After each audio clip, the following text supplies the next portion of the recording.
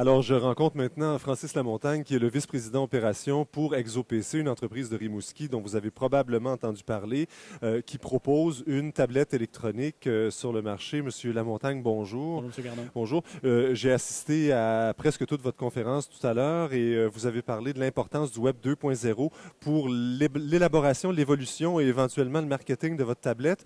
Mais d'abord, on va la montrer. On l'a ici. Une tablette dont on a beaucoup entendu parler et que peu de gens, pour l'instant, ont eu entre les mains. C'est ça. On la voit bien.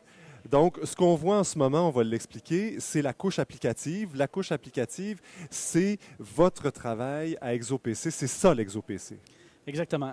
La couche applicative, c'est le développement d'une douzaine d'années d'un génie logiciel qui s'appelle Jean-Baptiste Martinoli. M. Martinoli, lui, a créé son propre langage. Imaginez réécrire un dictionnaire un peu, si on veut, dans les années d'aujourd'hui. Donc, cette personne-là a créé son propre langage et ce qui fait que son langage est extrêmement fluide. Il peut fonctionner au-dessus de l'environnement Windows. Donc, si je reprends la tablette puis que j'appuie sur le bouton Windows, j'ai un Windows complet. Okay?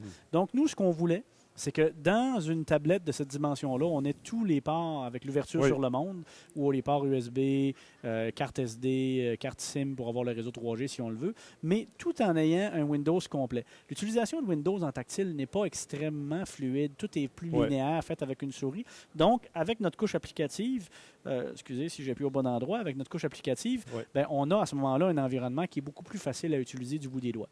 Et qui se distingue d'un système d'exploitation qu'on connaît bien, celui de Windows, et qui est peut-être plus approprié pour une tablette électronique, puisque c'est un nouveau type d'appareil. On ne va pas reproduire la même expérience. Mais ce qui est particulier, là, c'est que vous avez donc, d'une certaine manière, un système d'exploitation par-dessus un autre système d'exploitation. Appelons notre couche applicative, en anglais, ils appellent ça un user interface, une interface utilisateur. Ce que ça permet de faire, c'est comme si la machine qui est un peu complexe devant nous, on la résumait en 2 ou 3 boutons, puis on était capable de contrôler tout ce que le gros robot en arrière fait avec juste 2 ou 3 manettes. Ce qu'on veut, nous, c'est que la personne qui est moins forte en informatique ou qui n'aime pas vraiment aller jouer dans les setups, dans ces choses-là, va être capable d'utiliser logiquement, il n'y a aucun mot décrit dans cette partie-là. C'est que des icônes, que des dessins, que des boutons, que des flèches qui nous disent de fermer ou d'ouvrir. Donc, c'est vraiment une couche qui est vraiment pour les 3 ans à 100 ans, il n'y a aucun problème. Tout à fait, tout à fait. Donc, on clique sur le bouton Facebook et en principe, Facebook apparaît, on le voit. Là, on a l'accès à Facebook qui est ici. Alors, écoutez, on a suivi pas mal. D'abord, c'est une petite entreprise de Rimouski. Ça fait toujours plaisir de voir une entreprise qui essaie de tailler de sa place parmi les grands. Vous avez rencontré, vous, évidemment, vous visez le marché international, c'est clair. Là, tout l'espace média, moi je le sais, je travaille pour différentes boîtes de communication, diffuseurs, Radio-Canada. On me reproche parfois de un peu trop parler des produits d'Apple, parce qu'Apple a le sens du marketing et le sens de l'événement. Donc, quand on parle de tablette électronique, c'est toujours le iPad. Sauf que les observateurs du milieu et les gens qui travaillent dans ce milieu-là savent pertinemment que le iPad, c'est une tablette parmi les 250 ou 300 qu'on trouve déjà ou qu'on va trouver dans les prochaines semaines et les prochains mois sur le marché. Comment, dans cet univers-là, où pour l'instant, médiatiquement, c'est le iPad qui prend toute la place, mais dans les faits sur le marché, il y a 250 ou 300 appareils différents, d'entreprises différentes. Comment vous allez faire, vous, pour vous distinguer, trouver votre place en jouant du coude avec tout ce monde-là? 2 volets à ça. Premier volet, c'est qu'on juge qu'en restant près de Microsoft au point de vue d'utilisation, la majorité des gens connaissent ça et c'est rassurant. Donc, on pense que la personne qui va aller acheter, quand elle va prendre une tablette dans ses mains, qu'elle voit le logo de Microsoft, à la base, elle est rassurée sur le fait que les logiciels qu'elle a déjà achetés ou qu'elle a déjà en sa possession vont fonctionner. Oui. Donc, c'est la première partie du puzzle. La deuxième chose, c'est que nous, étant des développeurs logiciels, on a créé ce produit-là mécaniquement, mais on ne veut pas rester collé toute notre vie à créer de la mécanique. Oui, on veut développer des choses puis arriver à des prochains modèles, des choses comme ça, mais si ce produit-là, exemple au Canada, va être distribué par nos partenaires et associés dans le projet qui s'appelle Sierra, ici à Montréal. Et ces gens-là vont vendre une tablette comme ça qui va s'appeler une Sierra Vibe. Donc, si on cherche le ExoPC à Montréal, il faut chercher dans les faits le Sierra Vibe avec la mention ExoPC. Exactement. Ce produit-là, ce qu'on dit, c'est que les gens de chez Sierra vont se l'approvisionner au même endroit que nous. On a développé avec l'usine ce produit-là. Ça va être exactement le même produit avec notre couche logicielle. Ouais. Nous, ce qu'on veut, c'est de devenir une personne qui vend, une entreprise qui vend une licence de notre couche applicative. On ne sait pas où ça va nous mener. On va-tu le faire pour la téléphonie plus tard? On va-tu le faire pour des différentes grosseurs de tablettes, tout le kit? Mais on veut continuer à être des développeurs de tactile et d'utilisation ergonomique tactile. Voilà. À la limite, on n'avait pas le choix de passer par le proof of concept de l'appareil, qui est un appareil génial. Puis si, exemple, aux États-Unis, c'est une compagnie XYZ qui distribue notre produit, elle mettra son nom, mais elle aura notre couche logicielle dessus. Okay. Et nous, on deviendra le spécialiste du développement logiciel. Voilà, donc vous ne vous soucierez pas de quincaillerie. Le moins possible. À la limite, oui, on va s'en soucier pour le départ, développer. Si je ne me trompe pas, c'est ça. Je sais que le projet puis le plan d'affaires a changé assez souvent. Vous l'avez dit à la conférence tout à l'heure, il y a des plans d'affaires qu'on déchire une fois par mois, puis on s'adapte à la réalité du marché et ça va très vite, ça évolue très vite. Mais au départ, vous vouliez vendre... En fait, vous vouliez tout faire à partir de Rimouski. C'était Rimouski against the world. Là. Exact. Puis quand on réalise à un moment donné qu'au point de vue coûtant, on n'arrive pas, donc après ça, tu te vires de bord et tu te dis, bien, OK, comment on le fait? Fait que maintenant, on sait qu'on ne peut pas produire ailleurs que sur le même boulevard en Chine où tout le monde fait tout produire. Ouais. Donc, c'est clair. Par contre, nous, là, chacune des composantes qui est là-dedans a été analysée et développée par nous en ce sens qu'on met vraiment dans cette machine-là seulement que les produits qu'on veut. Donc, la bonne mémoire, il y a le bon disque dur, c'est nous qui l'avons décidé, ça. Fait que c'est sûr que l'ExoPC logiciel ne sera pas sur une machine qui n'aura pas été approuvée par nous. Ça, c'est clair. Ça, vous avez le dernier mot toujours? Toujours. OK. C'est vrai ce que vous avez dit en conférence tout à l'heure, vous n'avez pas dépensé une scène en marketing encore? Non. Alors, expliquez-nous, c'est là que le Web 2.0 entre en jeu. Comment est-ce qu'on fait pour... Parce que vous avez quand même réussi à faire parler de vous pas mal, et pas uniquement chez nous, un peu partout dans le monde. Oui.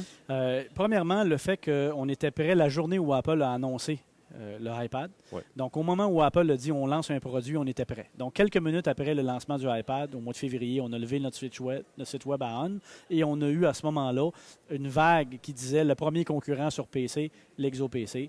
Donc, on a commencé à parler de nous depuis ce temps-là. Ouais. Ensuite, on a travaillé avec beaucoup notre forum. On a créé à l'interne un forum où on écoute les gens qui veulent utiliser ce logiciel-là et cet appareil-là, qui nous donnent des indices sur comment on aurait besoin de ci, on aurait besoin de ça, on voudrait que vous preniez tel langage ou tel autre langage. Donc, on s'est développé par rapport aux commentaires des gens sur notre forum. Oui. Donc, on est vraiment rendu à l'endroit où notre communauté nous a poussés aussi. Oui. Donc, à l'interne, ces gens-là parlent de nous dans des blogs partout dans le monde. Ces gens-là sont des acheteurs. Les premiers 2000 machines qu'on a mis en vente pour nos développeurs, il y avait 37 pays différents où les gens ont commandé.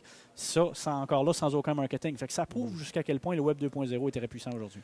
Oui, et l'importance de votre communauté aussi. Là. C'est ça, exactement. Vous avez votre communauté et qui peut vous rendre des services un peu partout sur différentes tribunes, où qu'elles soient. Exactement. Le premier exemple, dans notre forum, on a dit à un moment donné, on a 2 tablettes qu'on peut faire partir. Qui sont les 2 blogueurs ou les 2 gens du forum qui mériteraient de les avoir le plus rapidement? Les gens à l'interne ont choisi les gens qui devaient les recevoir. On a envoyé ces tablettes-là en Angleterre, en Floride, à des endroits comme ça. Et ces gens-là sont allés voir les médias de leur région. Ils ont fait parler de nous. Donc, à quelque part, toute cette communauté-là qui est répartie à la grandeur de la planète parle de nous et nous aide à développer le produit. Mais vous allez dépenser en marketing éventuellement. C'est sûr vous allez qu'on faire va le faire. Pub, mais on ne pouvait pas se permettre au début, pendant qu'on payait pour du prototypage produit et du développement logiciel, en plus de dépenser en marketing. On n'aurait pas arrivé à Noël en même temps que tout le monde. Là. Oui. C'est une petite boîte ExoPC dans le fond. Exactement. Mais là, maintenant, avec le groupe Hypertech à Montréal, eux sont une structure de près de 500 employés. Donc, on peut dire qu'on est appuyé avec une grosse machine. Mais le développement d'ExoPC s'est fait avec moins d'une dizaine de personnes au départ. Parlons d'échéancier et de prévision maintenant. Là, l'ExoPC, celui de Montréal, vous avez dit Sierra Vibe. Oui. Ça va être le nom du produit, Sierra Vibe. Exact. OK. C'est disponible? Ça va être disponible? Normalement, il devrait être capable de livrer des produits dans les premières semaines de dépenses dans un magasin qui sera annoncé à ce moment-là. Première semaine de décembre? Cette année. Oui, normalement, on devrait être capable de livrer début décembre. Nous, on va avoir encore quelques espaces pour des gens qui nous aident à développer des applications. Donc, sur notre forum, on va pouvoir donner quelques commandes encore. Et c'est sûr qu'à partir de janvier, on va être lancé, puis on va avoir du volume, puis on devrait avoir un partenaire américain pour les débuts de l'année 2011. Et chez nous, est-ce qu'on peut parler des partenaires dans le détail qui vont c'est pas tout à fait réglé encore, mais on devrait s'enligner pour des partenaires québécois. Donc, on commence Québécois, Canada, exact. États-Unis et ensuite le monde. Et ensuite le monde. C'est ça. On a déjà signé en Espagne, au Portugal, avec des gens qui s'appellent Probitas, qui, eux, vont faire le sud de l'Europe, si on veut. Ouais. Donc, on est en marche avec ces gens-là aussi. Et à la fin de 2011, vous aimeriez ça avoir vendu combien d'appareils ou livré combien d'appareils? C'est sûr que de lancer un chiffre aujourd'hui, on les a tellement changés, mais c'est clair qu'il faut être au-dessus du million, ça c'est évident, puis il faut être capable d'être vraiment lancé, puis que les gens... Créer une masse critique pour que les gens aient le goût de développer chez nous. Vous êtes confiant? Très. C'est votre bébé? Oui.